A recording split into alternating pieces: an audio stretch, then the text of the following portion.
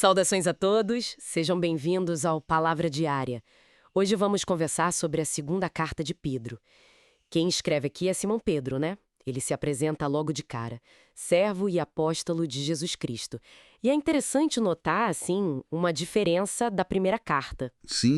Se na primeira o foco era mais a perseguição que vinha de fora, agora o perigo é outro, é interno. Exatamente. Um perigo que surge de dentro da própria comunidade. Os falsos mestres, as doutrinas erradas. Isso. E a carta já deixa claro os temas principais, né? Combater esses ensinos falsos, afirmar com toda certeza a segunda vinda de Cristo, Fundamental. defender a autoridade da Escritura que vem de Deus, não é a opinião de ninguém, e, olha só, afirmar a divindade de Jesus. Pedro chama ele de nosso Deus e Salvador. Forte isso. Muito forte. Bom, começando pelo capítulo 1, o tom é bem de encorajamento, né? Pedro chama a gente para crescer na fé. E ele lista umas virtudes, tipo para a gente ir adicionando bom caráter, conhecimento, domínio próprio, perseverança. Vai seguindo. Piedade, fraternidade, amor. É quase uma escadinha mesmo, né? Para a gente amadurecer na fé. Parece isso mesmo. E ele faz questão de dizer, olha, eu não estou falando de historinha inventada, de fábula. Ele baseia tudo na experiência dele com Cristo. Ele menciona a transfiguração, né? Algo que ele viu. Exato. E esse crescimento todo, ele está ligado ao que Pedro chama de pleno conhecimento de Jesus. A palavra grega é epignosis. Não é só saber sobre ele, sabe? Ah, entendi. É um relacionamento íntimo, pessoal mesmo. E é por esse conhecimento e pelas promessas de Deus que a gente pode participar da natureza divina. Que não é virar Deus, claro. Não de jeito nenhum. É refletir o caráter de Deus, sabe? Escapar da corrupção que está no mundo. Por isso ele fala tanto de diligência, de se esforçar. Para confirmar a vocação, a eleição, tornar firme o chamado. Isso aí. Para ter firmeza espiritual. Mas aí, bom, chegamos no capítulo 2 e o clima muda, né? Muda bastante, o alerta fica bem sério. Muito sério. Ele avisa sobre falsos profetas, falsos mestres que aparecem dentro da igreja. É o perigo interno que você falou no começo. Eles agem na moita, né? Introduzindo heresias que destroem. E chegam a negar o Senhor que os resgatou. É pesado. E a motivação, Pedro diz que é cobiça. Querem explorar os outros com palavras bonitas, mas falsas. Que triste isso. E Pedro descreve bem eles. Seguem os instintos, desprezam a autoridade, são como animais sem razão. E o irônico é que prometem liberdade. Exatamente. Escravos da corrupção.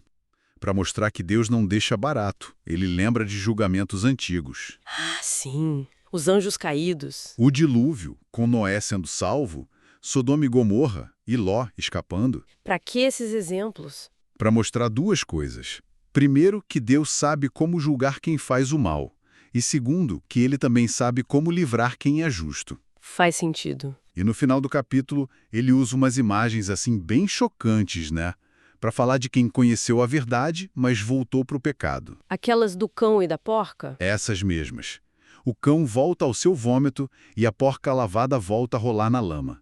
É para mostrar a gravidade da situação. Nossa, bem direto. Aí, no capítulo 3, ele meio que retoma o objetivo da carta, né?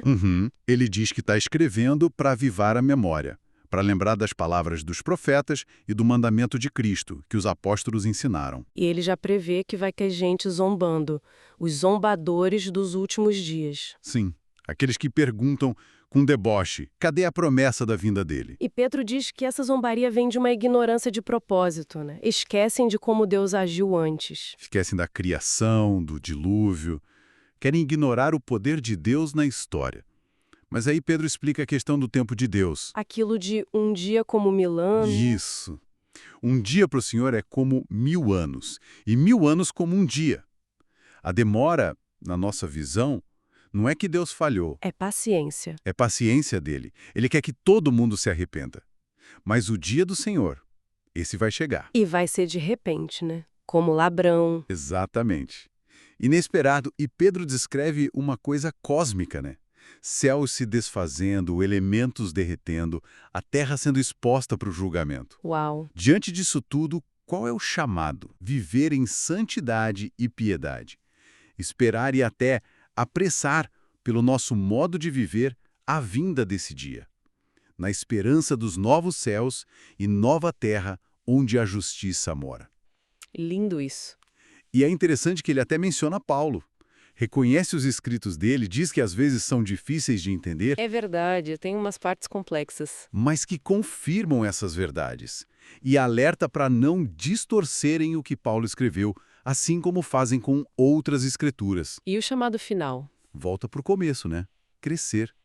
Crescer na graça e no conhecimento do nosso Senhor e Salvador Jesus Cristo.